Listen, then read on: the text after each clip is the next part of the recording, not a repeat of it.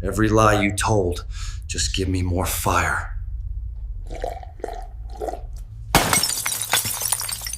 3 in the morning, and I'm under the hood of my ancient Ford pickup, wrench in hand, when I hear Jessica's BMW purr into our driveway like a satisfied cat. The engine dies, followed by the slam of her door and the sharp click of her heels on concrete. I don't look up from the carburetor I'm rebuilding, again, because I already know what I'll see.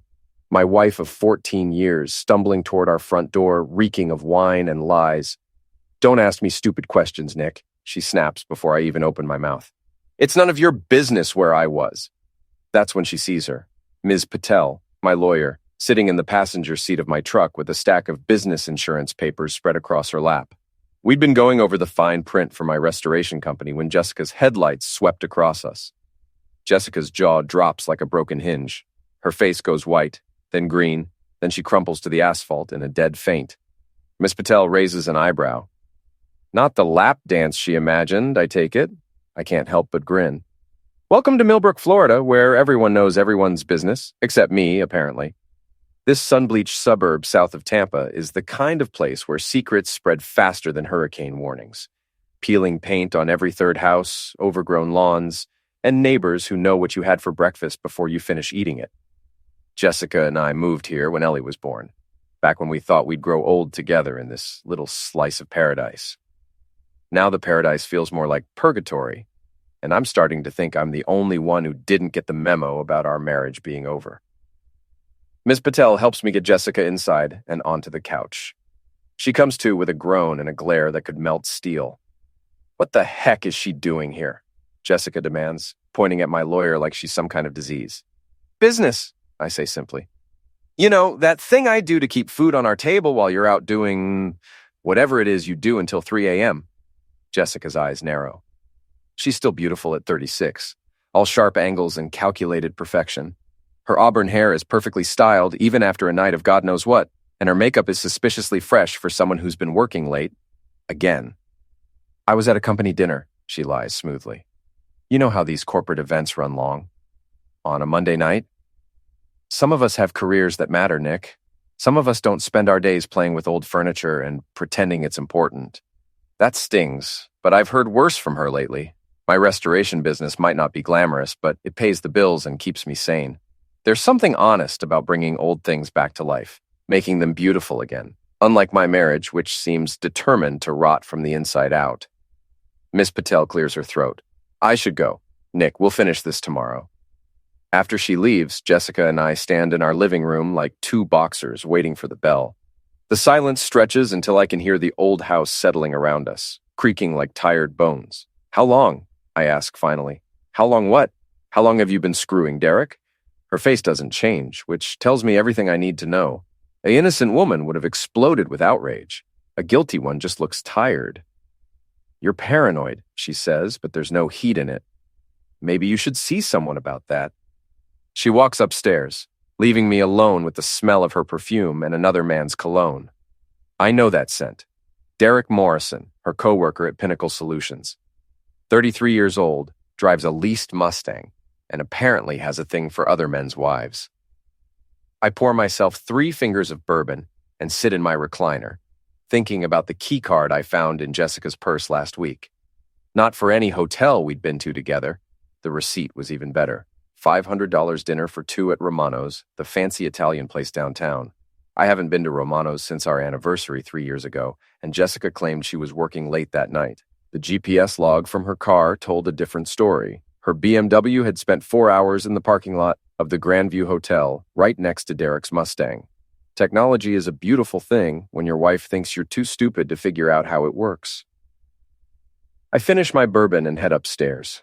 Jessica is already in bed, turned away from me, breathing in that fake sleep rhythm that means she's wide awake and hoping I'll just disappear. I lie down on my side of the bed. When did we start having sides? And stare at the ceiling. Tomorrow, I decide, things are going to change. I've been the understanding husband for too long. The guy who doesn't ask questions when his wife comes home smelling like another man. But understanding only gets you so far, and I'm starting to think it's time to stop being the good guy. After all, if Jessica wants to play games, she picked the wrong opponent. I might not have her fancy corporate job or her designer clothes, but I've got something she's forgotten about. I'm a lot smarter than I look, and I've got nothing left to lose. The next morning, Jessica is gone before I wake up. No note, no goodbye, just the lingering scent of her perfume and an empty coffee cup in the sink. Our daughters, Ellie and Sam, are eating cereal at the kitchen table when I stumble downstairs. Mom left early, Ellie says without looking up from her phone. At 12, she's already mastered the art of teenage indifference, but I catch the worry in her voice. Kids always know when something's wrong, even when the adults are pretending everything's fine. She's got that big presentation today, I lie, because I don't know what else to say. Sam, my 8-year-old, just nods and goes back to fishing marshmallows out of her Lucky Charms. I drop the girls at school and head to my workshop, a converted garage behind our house where I restore antique furniture and refinish pieces for local interior designers. It's honest work, and it pays well enough. But Jessica's right about one thing. It's not exactly setting the world on fire. My phone buzzes with a text from my best friend Ricky. "Gym tonight? You look like you need to hit something." Ricky Valdez runs Iron Dreams Boxing, a converted strip mall space that smells like sweat and determination. He's an ex-cop who took early retirement after an incident that wasn't his fault, but haunted him anyway. Now he teaches kids how to throw punches and adults how to work out their frustrations without ending up in jail. I text back, "Yeah, bring the heavy bag." The day drags by. I try to focus on the Victorian dresser I'm refinishing for a client, but my mind keeps wandering to Jessica and Derek. I wonder if they're laughing about me right now, the clueless husband who doesn't know his wife is stepping out. The thought makes my hands shake with anger, and I have to put down my sanding block before I ruin the piece. That evening, I drive to Derek's apartment complex, a flashy development called Sunset Palms that's all glass and chrome and fake Mediterranean architecture. His Mustang is in the parking lot, and I can see lights on in what I'm pretty sure is his unit on the second floor. I don't have a plan. I just want to see the man who's been sleeping with my wife, maybe figure out what she sees in him that she doesn't see in me anymore. But as I'm sitting there in my truck trying to work up the nerve to knock on his door, Derek comes out with a woman who's definitely not Jessica. She's young, maybe 25, with bleached blonde hair and a laugh that carries across the parking lot. Derek's got his arm around her waist and they're heading toward his car like they're going somewhere expensive. I follow them to Romano's, the same restaurant where Derek took my wife.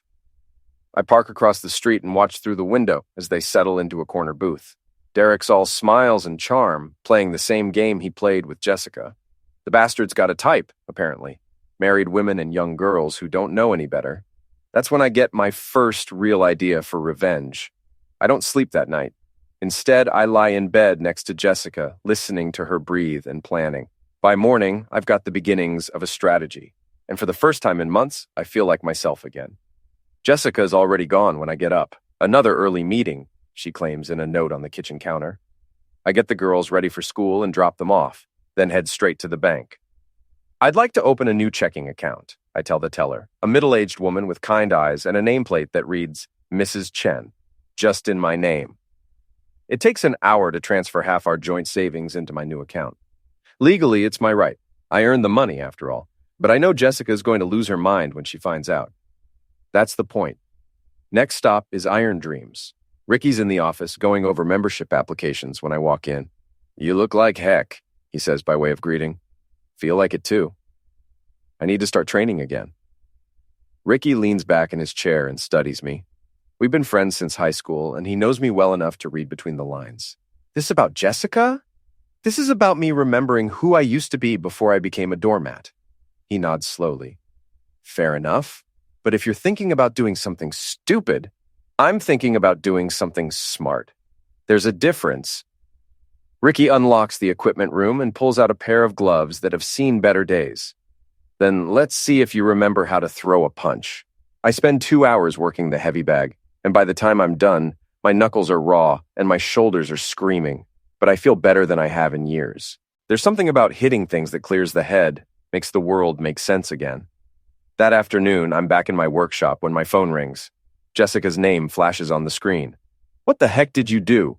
she demands without preamble. "You'll have to be more specific." "The bank account, Nick. Half our money is gone." "No, half our money is in a different account." "My account." There's a long pause. "You can't do that." Actually, I can. Funny thing about joint accounts, either party can withdraw funds at any time. I looked it up. This is insane. What's gotten into you? Maybe I'm finally getting smart. Maybe I'm tired of being taken for granted. We'll talk about this when I get home. Will we? Or will you have another late meeting with Derek? The line goes dead. I smile and go back to sanding my Victorian dresser. That evening, Jessica comes home in full battle mode. She's wearing her power suit, the navy blue one she saves for important presentations and marriage counseling sessions. Her heels click across our hardwood floors like thunderclaps.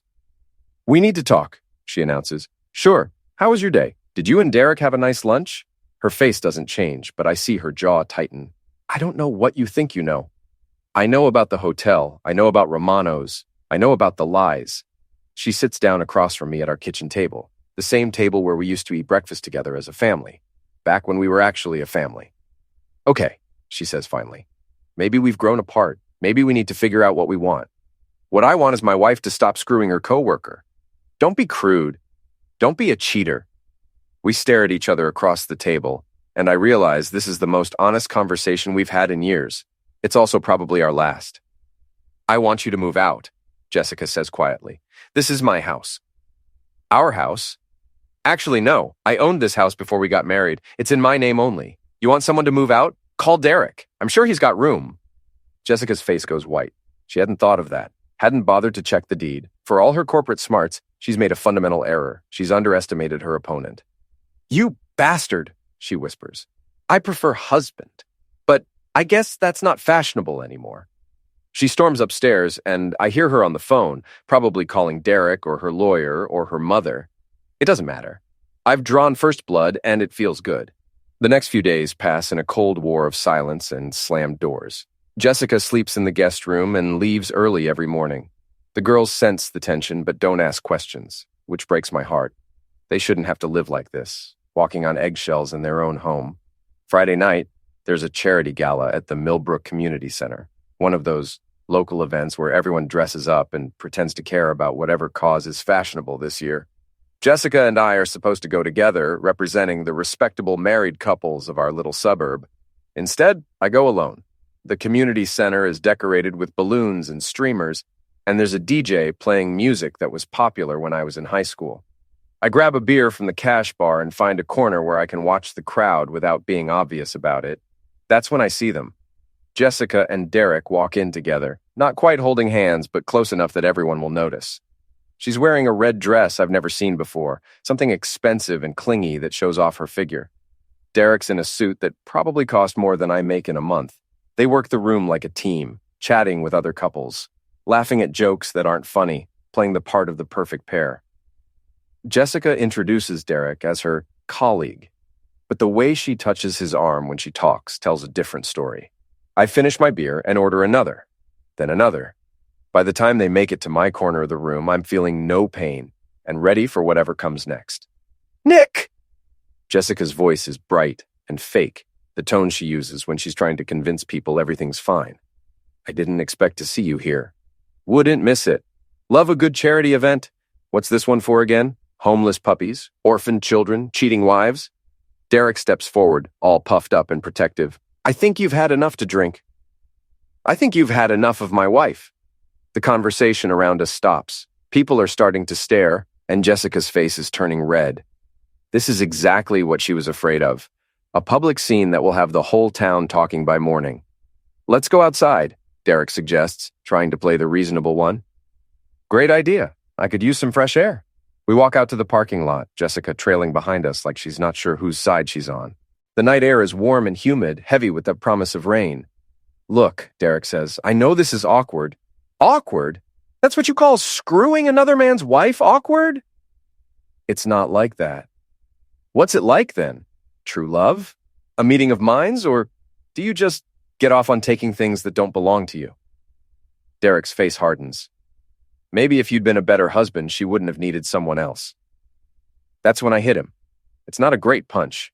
I'm out of practice and drunk, but it catches him square in the nose and sends him stumbling backward into Jessica's BMW. His nose starts running badly, and Derek looks at me like he can't believe what just happened. You're crazy, he gasps, holding his nose. No, I'm angry. There's a difference. Jessica rushes to Derek's side, fussing over his injured nose like he's been seriously hurt. She doesn't even look at me, and that hurts worse than anything she's said or done. "I'm calling the police," she threatens. "Go ahead. Tell them how your boyfriend got his nose broken defending your honor. I'm sure that'll play well in divorce court." I walk back to my truck, leaving them in the parking lot with Derek's mess on the concrete and Jessica's reputation in ruins. Half the town saw us leave together, and the other half will hear about it by morning. In a place like Millbrook, that's as good as a front-page story in the newspaper. I drive home slowly, taking the long way through our quiet suburban streets. The houses all look the same in the dark. Little boxes filled with little lives, most of them probably as screwed up as mine. But at least I'm not pretending anymore. At least I'm not the understanding husband who doesn't ask questions. For the first time in months, I sleep like a baby. Saturday morning brings consequences. I wake up to find 3 missed calls from Jessica and a text message that's nothing but capital letters and exclamation points. The gist of it is that Derek's nose isn't broken, but he's considering pressing charges, and I'm an embarrassment to our family. I delete the message and make coffee. The girls are at their grandmother's house for the weekend. Jessica's mother, who never liked me anyway and probably likes me even less now that word of last night's excitement has reached her. That's fine. It gives me time to think and plan without worrying about little ears hearing things they shouldn't. My first stop is Iron Dreams. Ricky's working with a teenager on proper footwork when I walk in, and he takes one look at my face and knows something's happened. "Office," he says, jerking his head toward the back room. "Now?" I wait while he finishes with the kid, then follow him into his cramped office that smells like coffee and old leather. "Tell me you didn't do anything stupid last night." Define stupid. "Nick, I punched Derek Morrison in the nose." Ricky closes his eyes and rubs his temples. "Jesus Christ. Where?" "Community center parking lot in front of half the town." "And Jessica?" "Was there." Chose his side, naturally. Ricky leans back in his chair and studies me like I'm a puzzle he can't figure out. "You know this makes everything worse, right? Now you're the violent husband. Now she's the victim." "I know. So what's your plan? Because if you don't have one, you're about to lose everything. Your house, your kids, your business, everything." That's when I tell him about the bank account, about the house being in my name only, about all the evidence I've been gathering. Ricky listens without interrupting, and when I'm done, he's quiet for a long time. "You want a destroyer," he says finally. "I want to win." Same thing, isn't it? Maybe it is. Maybe I've crossed a line I didn't even know existed. Gone from wanting my marriage back to wanting revenge. But Jessica crossed a line first, and I'm tired of being the only one playing by the rules. "You want payback? Use your head, not your fists," Ricky says. "You're smarter than both of them put together. Act like it." He's right. The punch was satisfying, but it was also stupid. If I'm going to do this, really do this, I need to be smarter. I spend the rest of the weekend researching Derek Morrison. It's amazing what you can find online if you know where to look. LinkedIn, Facebook, Instagram, public records. It's all there waiting for someone curious enough to dig. Derek graduated from Florida State with a business degree that's not as impressive as he makes it sound. He's worked for 3 companies in 5 years, which suggests either ambition or instability. His current position at Pinnacle Solutions is in sales, not management, despite what he tells people at parties. His apartment lease is in his name only, which means he's single, at least officially. But the most interesting thing I find is a complaint filed against him with the Better Business Bureau 2 years ago. A client accused him of inflating his credentials and making promises he couldn't keep. The complaint was resolved quietly, but it's still there in the public record, waiting for the right person to find it. Monday morning, I make a phone call to Pinnacle Solutions. "Human Resources, this is Amanda." "Hi, Amanda. I'm calling about Derek Morrison. I'm considering hiring him for a consulting position, and I wanted to verify his employment history." "I'm sorry, but we don't give out that kind of information over the phone. You'd need to submit a written request." "Of course. Could you tell me who his direct supervisor is? I'd like to get a reference." There's a pause. "I'm not supposed to, but his supervisor is Jessica Patterson. Would you like her extension?" I almost laugh out loud. Jessica is Derek's boss. That puts a whole new spin on their relationship, and it also gives me leverage I didn't know I had. "That won't be necessary, thank you." I hang up and immediately call Derek's apartment complex. The property manager is a chatty woman named Linda, who's happy to talk about her tenants, especially when I tell her I'm considering moving in. "Oh, you'd love it here," she gushes. "We've got a pool, a fitness center, and the most wonderful residents. Well, most of them. We did have some trouble with one of the young men in Building C parties, loud music, complaints from the neighbors, but we sorted that out. Building C? That's where I was looking. Unit 237. The tenant is, well, let's just say he's been spoken to about his behavior, but I'm sure you wouldn't have any problems." Derek lives in Unit 237. I thank Linda and hang up, then drive over to Sunset Palms to see what kind of neighbors Derek has. The woman in 235 is home, a retired teacher named Mrs. Rodriguez, who's happy to chat about the inconsiderate young man next door. "Loud music, strange hours, women coming and going at all times," she complains. "And that car of his, he revs the engine like he's at a racetrack. I've complained to the management 3 times. Women coming and going? Different ones each week, it seems like. Though there's been one regular lately, a redhead with a fancy car. Married, I think. She always parks in the visitor spaces and looks around like she doesn't want to be seen." I thank Mrs. Rodriguez and head home, my mind spinning with possibilities. Derek's not just cheating with Jessica, he's a serial cheater with a history of complaints and a supervisor who's also his lover. It's a mess waiting to explode, and I'm going to be the one lighting the fuse. That afternoon, I create a fake email account and send an anonymous message to Pinnacle Solutions Ethics Hotline. "I have reason to believe that an employee in your sales department is engaged in an inappropriate relationship with his direct supervisor. This relationship may constitute inappropriate harassment and creates a hostile work environment for other employees. The employee is Derek Morrison, and his supervisor is Jessica Patterson. I have photographic evidence if needed." I don't actually have photographic evidence yet, but I will soon enough. Tuesday evening, I park across the street from Derek's apartment and wait. Jessica's BMW pulls into the visitor parking at 7:30, right on schedule. She's wearing a trench coat over what looks like lingerie, and she hurries toward Building C like she's afraid someone will see her. I follow at a distance and position myself where I can see Derek's apartment window. The lights are on, and I can see 2 figures moving around inside. I take out my phone and start recording. I don't get anything explicit. I'm too far away and the windows are tinted. But I get enough to show Jessica entering Derek's apartment at night, staying for 2 hours and leaving in a hurry. Combined with the hotel receipts and GPS logs I already have, it's a pretty damning collection of evidence. Wednesday morning, I print everything out and drive to the office of Patricia Patel, attorney at law. Her office is in a converted house downtown, all dark wood and leather-bound books that smell like justice and expensive coffee. "Mr. Patterson," she greets me with a firm handshake. "I was wondering when I'd see you again." I spread my evidence across her desk like a poker player showing his hand. "I want to file for divorce." Miss Patel examines the papers, the photos, the GPS logs. She's thorough and professional, asking questions that make me think she's handled cases like this before. "This is very comprehensive," she says finally. "Your wife's attorney will have a hard time disputing any of this." She doesn't have an attorney yet. She doesn't know I'm filing. She will soon enough. In Florida, you have to serve the papers personally or through a process server. She'll know within 48 hours. Good. I want her to know. Miss Patel studies me over her reading glasses. "Mr. Patterson, I have to ask, what's your end game here? Do you want to reconcile or do you want to win?" "I want to win," she nods slowly. "Then we'll win, but it's going to get ugly." "It's already ugly. Now it's going to get fair." I leave her office feeling lighter than I have in months.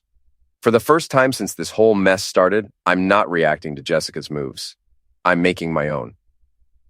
Thursday morning, I'm in my workshop when my phone rings. It's a number I don't recognize, but I answer anyway. "Is this Nick Patterson?" "Who's asking?" "This is Tom Bradley, Derek Morrison's attorney. My client would like to discuss the incident at the community center last Friday." "What's to discuss? I hit him. He deserved it." "Mr. Patterson, I'd advise you not to make any admissions over the phone. My client is prepared to file assault charges unless we can reach an understanding." "What kind of understanding?" "My client would be willing to forget the incident if you agree to stay away from him and cease any harassment." I almost laugh. Derek's scared, running to his lawyer like a kid tattling to the teacher. That tells me everything I need to know about how this is affecting him. "Tell your client I'll stay away from him if he stays away from my wife." "Mr. Patterson, tell him." I hang up and go back to work, whistling for the first time in weeks. Friday brings the process server to Jessica's office. I know because she calls me at 2:17 p.m., screaming so loud I have to hold the phone away from my ear. "You son of a witch! You filed for divorce!" Seemed like the logical next step. "We could have worked this out. We could have gone to counseling." Could we? Because I seem to remember you telling me to move out of my own house. There's a long pause, and when she speaks again, her voice is different, quieter, more calculating. This is Jessica in crisis management mode, the corporate executive who's used to solving problems with strategy and leverage. "What do you want, Nick?" "I want what's fair," which is the house, primary custody of the girls. "And I want Derek Morrison to disappear from our lives." "You can't have the house. Half of everything is mine." "Actually, the house is mine. Check the deed. And as for everything else, well, that depends on how cooperative you want to be." Another pause. I need time to think. "You've got until Monday. After that, my lawyer starts playing hardball." I hang up and immediately call Miss Patel to let her know Jessica's been served. She's pleased with how quickly things are moving, but she warns me that Jessica will probably file a countersuit claiming I'm an unfit father because of the incident with Derek. "Let her try," I say. I've got video of me at the gym that night, time-stamped and everything, plus witnesses who saw Derek swing first. "You were at the gym the night you hit him?" "No. I was at the gym the night she claims I was home being violent and threatening. Different night, different story. She's going to claim I have anger management issues and that I'm dangerous to the children. But I can prove I was working out with Ricky when she says I was home terrorizing her." Miss Patel smiles. "You're learning to think like a lawyer, Mr. Patterson." "I'm learning to think like someone who's tired of losing." That weekend, Jessica doesn't come home. The girls stay with her mother, and I have the house to myself for the first time in years. It should feel liberating, but instead it feels empty and sad. This isn't how I wanted things to end. Monday morning brings Jessica's countersuit, just as Miss Patel predicted. Jessica's claiming I'm emotionally cruel, financially controlling, and prone to violent outbursts. She wants the house, primary custody, and alimony. She's also asking for a restraining order to keep me away from Derek. I read through the papers with a mixture of anger and admiration. It's a good strategy. Paint me as the villain and herself as the victim. In a different situation, it might even work. But I'm not the same man I was 6 months ago. I'm not the understanding husband who doesn't ask questions. I'm someone else now. Someone harder and smarter and more dangerous than Jessica realizes. I call Derek's office. "Pinnacle Solutions," Derek Morrison's line. "Derek, it's Nick Patterson." There's a sharp intake of breath. "You're not supposed to be calling me. My lawyer said..." "Your lawyer said a lot of things, but here's what I'm saying. We need to talk. I'm not meeting you anywhere." "Fine. We'll talk over the phone. I know about the ethics complaint." Silence. "I know about your inflated resume. I know about the other women. I know about Mrs. Rodriguez and her complaints to the apartment management." "What do you want?" "I want you to confess." "Confess to what?" "To Jessica's parents, to her boss, to anyone who'll listen. I want you to admit that you pursued a married woman, that you knew she had children, and that you didn't care about destroying a family. You're insane. Maybe, but I'm also right. And I'm also the guy who's about to make your life very complicated if you don't do what I'm asking." I'm hanging up. "Derek? One more thing. That ethics complaint, it's already been filed. Your boss should be getting a call from HR any day now. Funny thing about workplace relationships, they're a lot less romantic when lawyers get involved." I hang up before he can respond. Wednesday afternoon, I get a call from Ricky. "You need to get down here, now." "What's wrong?" "Derek Morrison is here. He wants to talk." I drive to Iron Dreams faster than I should, my mind racing with possibilities. Derek's car is in the parking lot, and through the window I can see him pacing back and forth like a caged animal. I walk in to find Derek facing off with Ricky, both men tense and ready for trouble.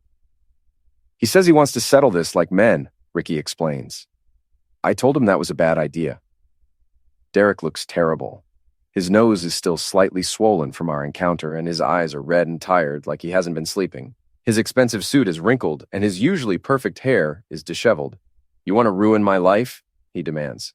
"Fine, but let's finish this properly." "What are you suggesting?" "You and me, 3 rounds, winner takes all." I look at Ricky, who's shaking his head. "This is stupid, Nick, don't do it." but I'm already moving toward the equipment room. What are the terms? I win. You drop the ethics complaint and leave Jessica alone. You win, I'll disappear from both your lives. It's a sucker's bet, and we both know it. Derek's younger than me, in better shape, and probably hasn't been drinking bourbon and nursing grudges for the past 6 months, but I don't care. I'm tired of being smart and strategic and thinking 3 moves ahead. Sometimes you just need to hit something. We gear up in silence. Gloves, headgear, mouth guards. Ricky sets the timer for 3 3-minute rounds and reluctantly agrees to referee. A few of the regular gym members gather around to watch, sensing drama. The first round goes badly for me. Derek's faster than I expected, and he lands several good shots while I'm still trying to find my rhythm. By the time the bell rings, my ribs are aching and I'm breathing hard. You sure about this? Ricky asks during the break. I'm sure. The second round is better. I remember my training, start using my reach advantage, and catch Derek with a solid combination that staggers him. He recovers quickly, but I can see doubt creeping into his eyes. He didn't expect me to be able to hurt him. The third round is where everything changes. Derek comes out aggressive, trying to end the fight early. He throws wild, looping punches that leave him off balance, and I make him pay for every mistake. A sharp jab to his solar plexus doubles him over. An uppercut to his chin snaps his head back. A brutal body blow sends him to his knees. He gets up at 8, but he's finished. I can see it in his face, the knowledge that he's beaten. The final minute of the round is just punishment, me methodically breaking down his defenses while he tries desperately to survive. When the bell rings, Derek collapses onto his stool, gasping for air. There's spit on his mouthguard and defeat in his eyes. Good fight, I tell him, offering my glove. He looks at it for a long moment, then reaches out and taps it with his own. I'll talk to Jessica tonight. And I'll tell her it's over. I nod and start pulling off my gloves. Around us, the small crowd is dispersing, already turning the fight into a story they'll tell their friends. In a town like Millbrook, this will be legendary by the weekend. Derek struggles to his feet and heads for the locker room. He looks older somehow, diminished. For the first time since this whole mess started, I almost feel sorry for him. Almost. That evening, I'm home with the girls. Jessica dropped them off without a word. Just a look that could have melted steel. When my phone rings, it's Derek. I talked to her, he says without preamble. And she's not taking it well. She thinks you forced me to break up with her. Did I? Yeah, but that's not the point. The point is, she's talking about fighting for everything. The house, the kids, your business. She wants to destroy you. Let her try. Nick, you don't understand. She's got resources, lawyers, money, connections. She can make your life miserable. My life is already a nightmare. At least now I'm fighting back. There's a long pause. For what it's worth, I'm sorry. I never meant for things to go this far. Yes, you did. You just didn't think you'd get caught. He hangs up and I delete his number from my phone. Whatever happens next, Derek Morrison is no longer part of the equation. Friday brings news that the ethics complaint has been resolved. Derek's been transferred to a different department and is no longer Jessica's subordinate. It's not the firing I was hoping for, but it's something. More importantly, Jessica's lawyer calls to discuss a settlement. My client is prepared to be reasonable, he says in the tone lawyers use when they're about to be anything but reasonable. She's willing to split the assets 50-50 and share custody of the children. What about the house? She's prepared to buy out your interest at fair market value. With what money? She just lost her boyfriend and her workplace leverage. How's she planning to finance a house buyout? There's a pause. Mr. Patterson, I think it would be in everyone's best interest if we could resolve this amicably. I think it would be in everyone's best interest if your client hadn't cheated on her husband. My client denies any wrongdoing. Your client can deny gravity, but that doesn't mean she can fly. I hang up and call Miss Patel to update her on the settlement offer. She's not surprised that Jessica's trying to negotiate from a position of weakness. She's running out of options, Miss Patel explains.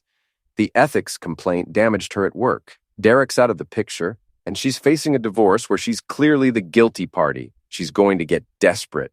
How desperate? Desperate enough to do something stupid. She's right. That weekend, Jessica shows up at my workshop with Melissa Crawford, her best friend and chief enabler. Melissa's one of those women who lives for drama and gossip, the kind who whispers secrets and then acts surprised when they spread. We need to talk, Jessica announces, barging into my workspace like she owns it. About what? About ending this insanity, about what's best for the girls. I set down my sanding block and faced them. Jessica looks tired and stressed, but there's something else in her eyes, a calculating look that makes me wary. I'm listening. I made a mistake, she says, and for a moment I think she might actually be sincere. I got caught up in something that shouldn't have happened, but we can fix this. We can go to counseling, work things out, be a family again. What about Derek? Derek's gone. He was transferred to the Atlanta office. It's over. I study her face, looking for tells. She's good at lying. 14 years of marriage have taught me that. But she's not perfect. What's the catch? No catch, I just want my family back. Your family? What about what I want? What do you want, Nick? That's when I realize she still doesn't get it.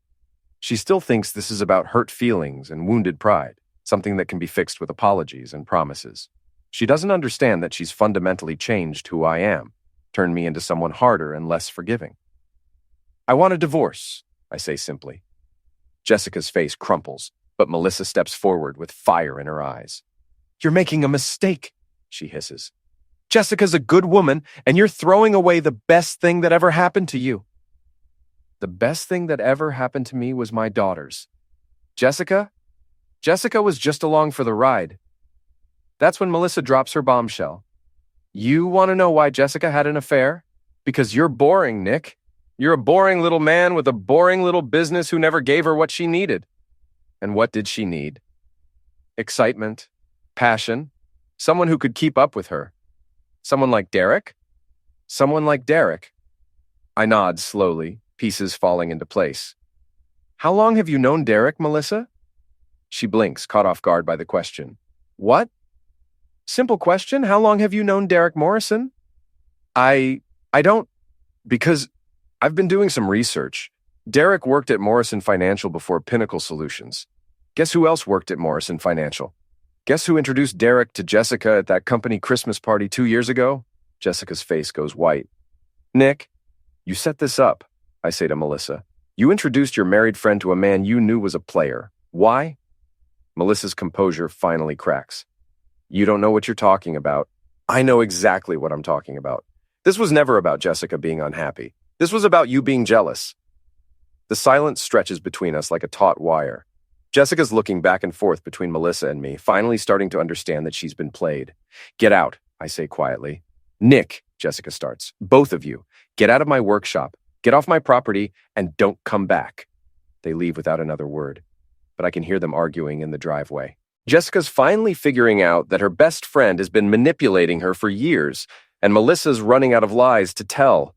I go back to my sanding, but my hands are shaking with anger. It's one thing to be betrayed by your wife. It's another thing entirely to discover that the betrayal was orchestrated by someone you trusted, someone who sat at your dinner table and smiled while she planned your destruction. But anger, I've learned, is just another tool, and I'm getting very good at using my tools.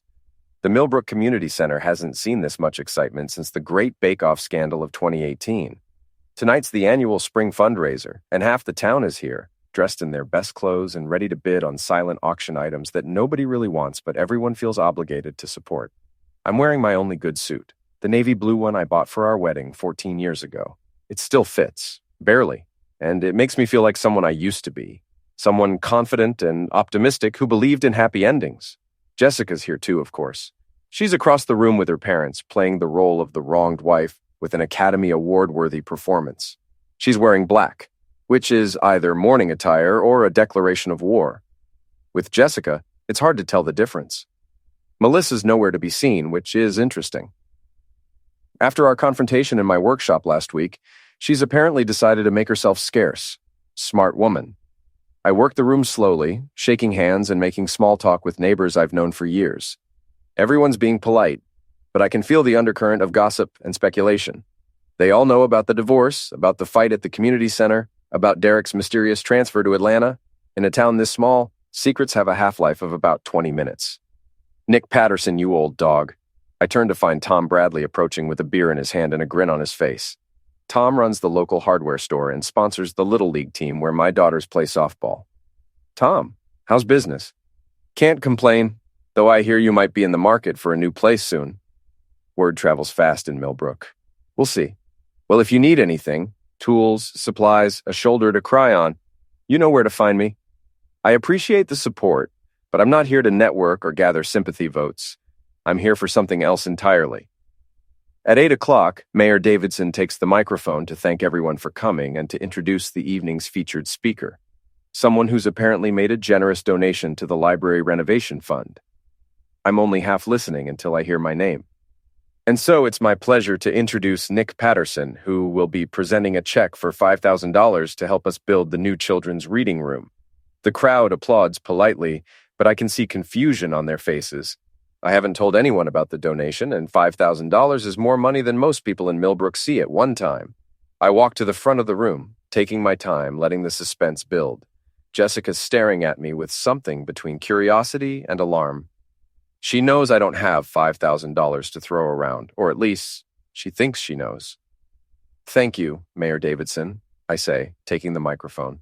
And thank you all for being here tonight. I reach into my jacket pocket and pull out an envelope, holding it up for everyone to see. This check represents the proceeds from the sale of my restoration business, I announce. I sold it last week to a collector in Tampa who's been after my client list for years. A murmur runs through the crowd. Jessica's face has gone white.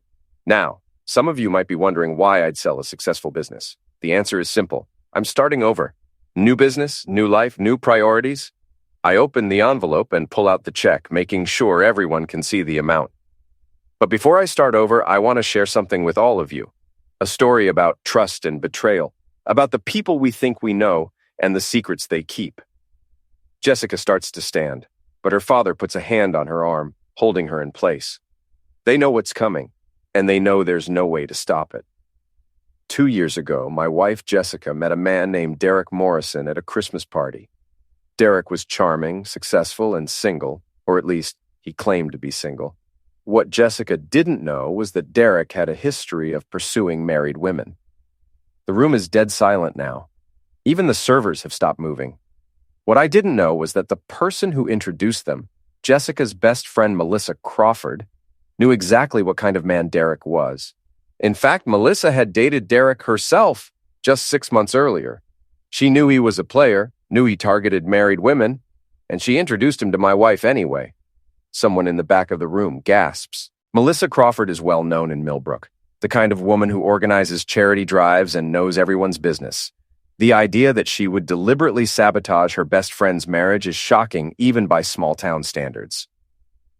Why would someone do that, you might ask? Why would a woman destroy her best friend's family? I pause, letting the question hang in the air. Because 15 years ago, when Jessica and I were dating, Melissa wanted me for herself. She asked Jessica to step aside, to give her a chance with me. Jessica refused, and I married the woman I loved. Melissa never forgave either of us for that. The silence is broken by the sound of Jessica's chair scraping against the floor. She's on her feet now, her face flushed with anger and embarrassment. "This is insane," she calls out. "Nick's having some kind of breakdown." "Am I?" I interrupt. Because I have documentation for everything I just said.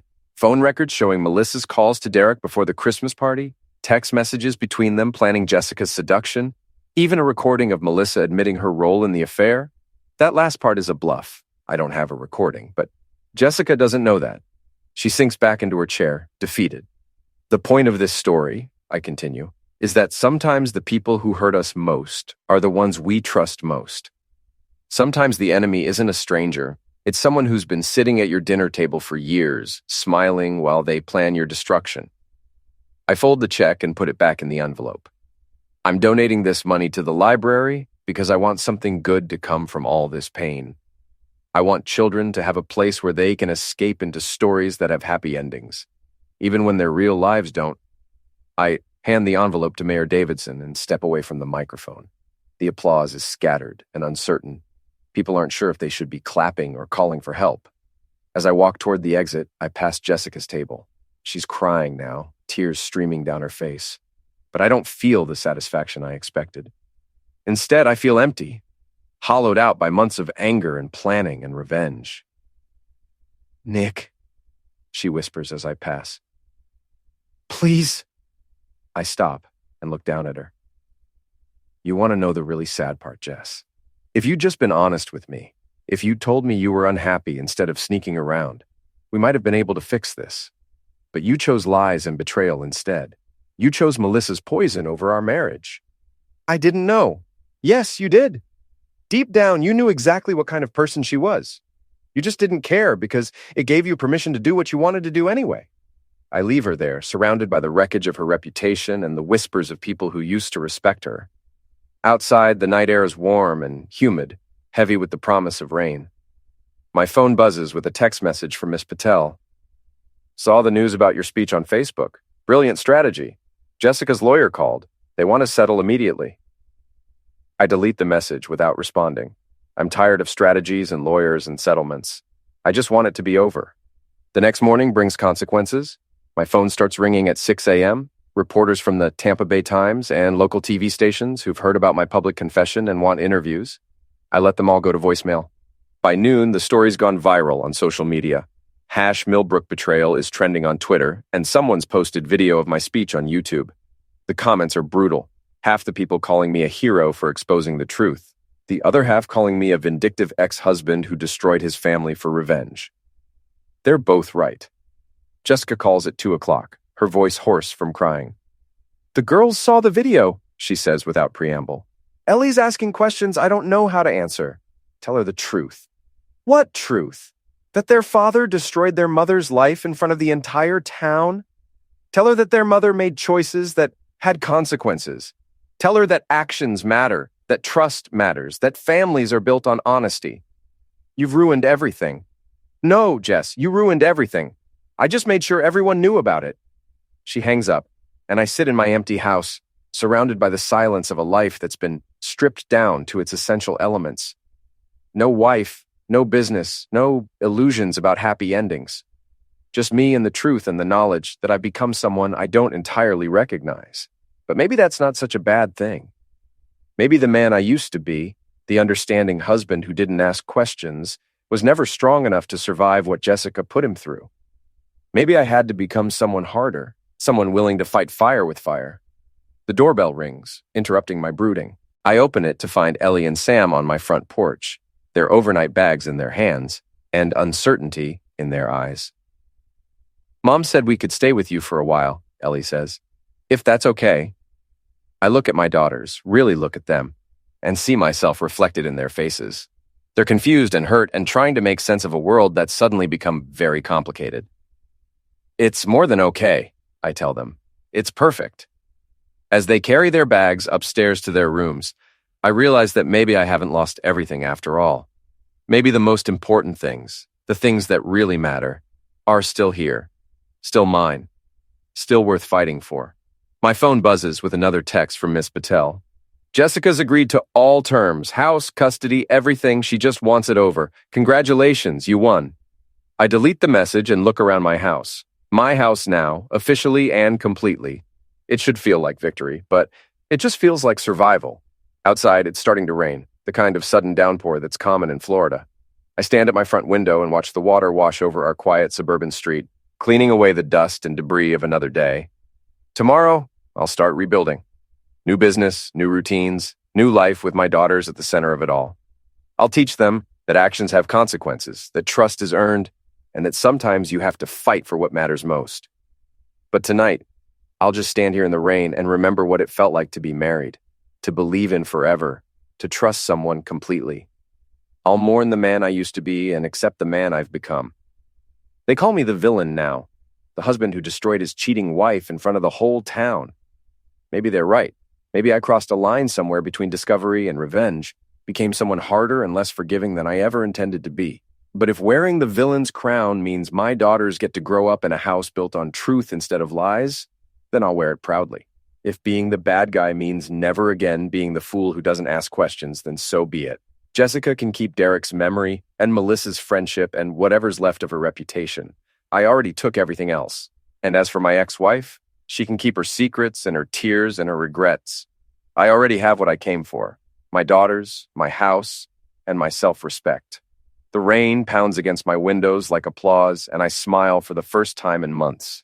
Let them call me the villain. Heck, I earned the title.